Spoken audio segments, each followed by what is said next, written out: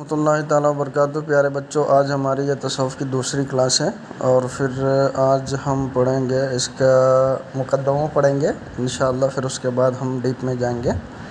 تو مقدمہ میں مصنف بول رہے ہیں الحمدللہ الذی فضل بنی آدم بالعلم والعمل علی جمیع العالم، کہ اللہ تعالیٰ نے بنی آدم کو ساری دنیا پر اس کے علم اور عمل کی وجہ سے فضیلت بخشا۔ اس خدا کے لیے ساری تعریفیں جس نے بنی آدم کو علم و عمل کی وجہ سے سارے عالم پر فضیلت بخشا۔ والصلاۃ علی محمد سید العرب والعجم، اور صلاۃ و سلام رسول صلی اللہ علیہ وسلم پر اللہ تعالیٰ نے جن کو عرب و عجم کا سید اور رہبر بنا کر بھیجا۔ وعلی آلہ و اصحابہ ینابیع العلوم والحکم، اور پھر رسول صلی اللہ علیہ وسلم کے فیملی اور ان کے صحابہ پر بھی صلاۃ و سلام ہو جن کو اللہ تعالیٰ نے علم و حکم کا منبع چشمہ بنا کر بھیجا۔ وبعد، اس کے بعد فلما رأیت کثیرا من طلاب العلم فی زماننا یجدون الی العلم ولا یصلون، میں نے بہت سارے طلاب علم کو دیکھا۔ رأیت کثیرا من طلاب العلم فی زماننا، اس زمانے میں مطلب ہمارے زمانے میں ہم نے اپنے بہت سارے طلاب علم کو دیکھا کہ وہ لوگ علم حاصل کرتے ہیں لیکن اس کے فائدے تک نہیں پہنچ پاتے ہیں۔ علم حاصل کرنے کی بہت کوشش کرتے ہیں اور علم میں بہت من لگا کر پڑھائی کرتے ہیں، لیکن علم کا جو مقصد ہے وہ لوگ اس مقصد کو نہیں پا پاتے اور اس مقصد تک نہیں پہنچ پاتے ہیں۔ وَمِن مَنَافِعِهِ وَثَمَرَاتِهِ وَيُحْرَمُونَ، اور پھر علم کے جو منافع ہیں اور علم کے جو ثمرات ہیں، علم کے جو جو فائدے ہیں اور پھر علم کے جو اچھے کارآمد باتیں ہیں اس سے وہ لوگ محروم رہتے ہیں۔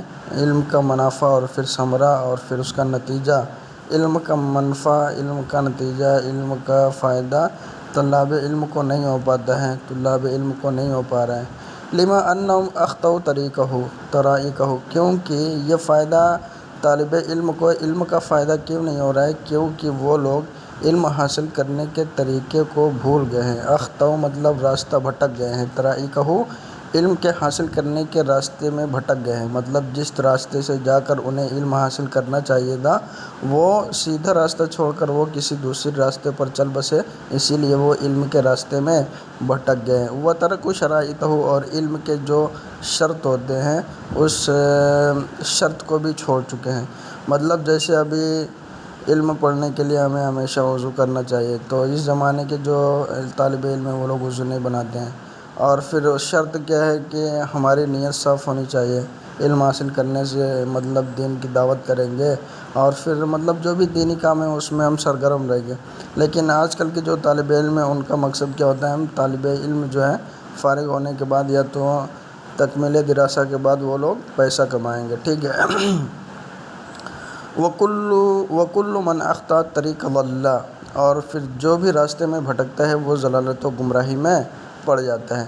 تو اسی طرح آج بھی جو طالب علم ہیں وہ لوگ علم کے راستے سے بھٹک گئے، علم کے شرائط کو چھوڑ چکے ہیں، اس لیے وہ لوگ ضلالت و گمراہی میں پڑ جاتے ہیں۔ ضلالت و گمراہی کا مطلب کیا ہے؟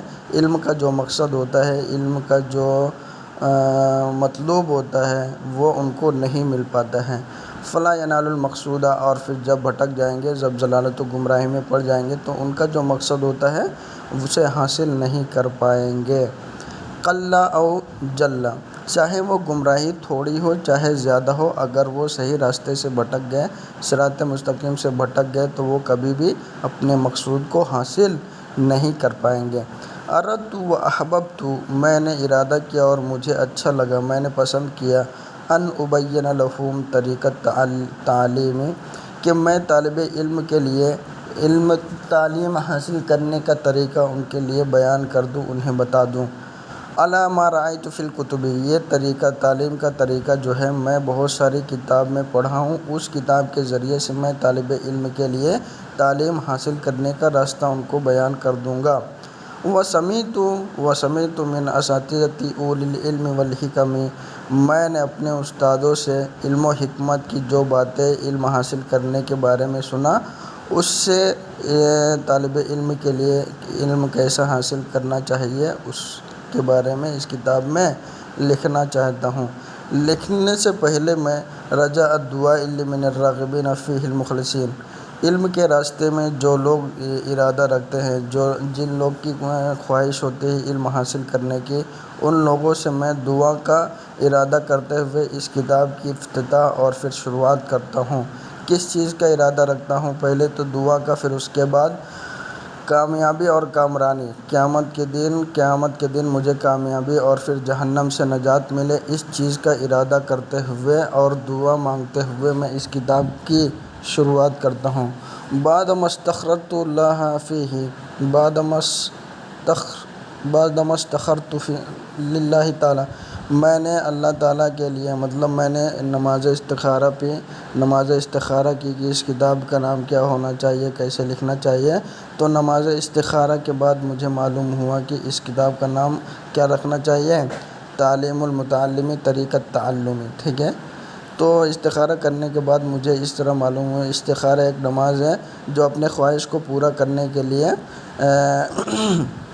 مطلب دو چیز اگر ہمارے پاس آ گئی، مطلب 2 کروڑ والی سیلری، 2 کروڑ والی نوکری اور پھر 10 کروڑ والی نوکری اگر ہمارے پاس آ گئی تو ہم کو معلوم نہیں کہ خیر کس میں ہوگا، 10 کروڑ والی نوکری میں خیر ہوگا یا تو 2 کروڑ والی نوکری میں خیر ہوگا۔ تو 2 کروڑ یا 10 کروڑ ہمارے لیے اچھا ہے، اس کے لیے ہم نماز پڑھنا پڑے گا، اس کو کہتے ہیں استخارہ کی نماز۔ خیر طلب کرتے ہوئے نماز پڑھنے کو کیا کہتے ہیں؟ استخارہ۔ تو استخارہ کرنے کے بعد ہم کو خواب میں آئے گا کہ یہ سیلری تمہارے لیے اچھی ہوگی، 10 کروڑ والی یا 2 کروڑ والی، ٹھیک ہے۔ تو اسی طرح مصنف بھی کتاب لکھنے سے پہلے اللہ سے استخارہ کیا اس کتاب کو لکھنا چاہیے یا نہیں، تو اللہ تعالیٰ نے ان کے خواب میں بتایا کہ تمہیں یہ کتاب لکھنی چاہیے اور اس کتاب کا نام یہ ہونا چاہیے، ٹھیک ہے۔ تو وجعلت فصولاً، اور پھر مصنف بتا رہے ہیں کہ میں اس کتاب کو چند فصلوں میں تقسیم کیا ہوں۔ پہلی فصل ہے فی ماہیت العلم والفقہ وفضلہ، تو پہلا جو ہے علم کی ماہیت، علم کی خصوصیت اور علم کو سمجھنا اور اس کے فضیلت کے بارے میں پہلا فصل ہے۔ دوسرا فی النیت فی حال التعلم، علم حاصل کرنے کے وقت ہماری نیت کس طرح ہونی چاہیے، یہ بھی ہے۔ پھر تیسرا فصل کیا ہے؟ فی اختیار علمی والاستاد والشریک والثبات، علم حاصل کرنے کے وقت ہمیں کون سے استاد کو حاصل کرنا، کون سے استاد کو ہمیں علم حاصل کرنے کے لیے اختیار کرنا چاہیے، اور پھر علم حاصل کرنے کے وقت ہمارا دوست کیسا ہونا چاہیے، اور پھر علم حاصل کرنے کے وقت اگر ہم کو کوئی مصیبت یا پریشانی کے سامنا کرنا پڑے تو کیا ہمیں علم کو چھوڑ دینا چاہیے یا تو پھر ہمیں علم ہی حاصل کرنا چاہیے۔ ثبات کا مطلب کیا ہے؟ ثابت رہنا۔ پھر چوتھا فصل جو ہے فصل فی تعظیم العلم و اہلہ، علم کی عزت، علم کی تعظیم، عظمت و برکت اور اس کی اہل، مطلب جو لوگ عالم ہیں اور پھر جن کے پاس علم ہے ان کی تعظیم کیسے کرنی چاہیے، ان کی عزت کیسے کرنی چاہیے۔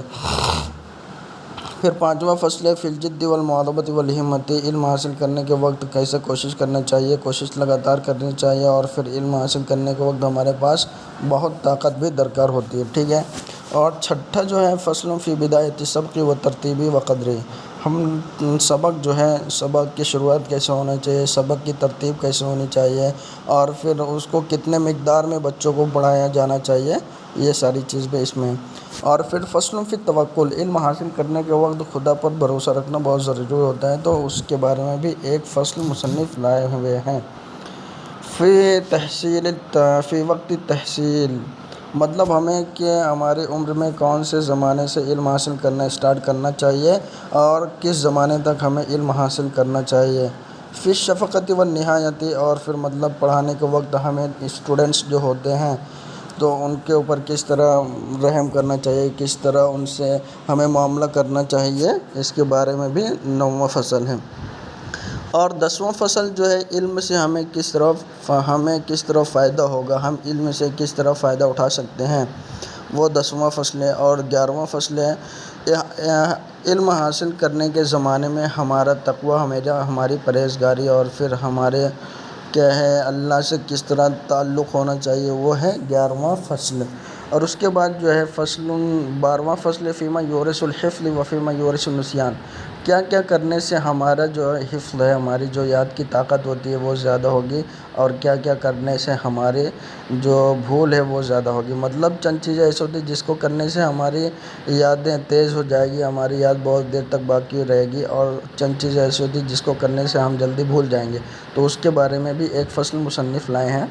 اور 13واں فصل ہے فیما یجلب الرزق وما یمنعہ، اگر ہم علم حاصل کرنے کے وقت کوئی برا کام کریں گے تو ہمیں اگر جو کیا کیا کام کریں گے جو ہمارے رزق کو ہمارا رزق چلا جائے گا اور پھر ہمیں رزق نہیں مل پائے گا۔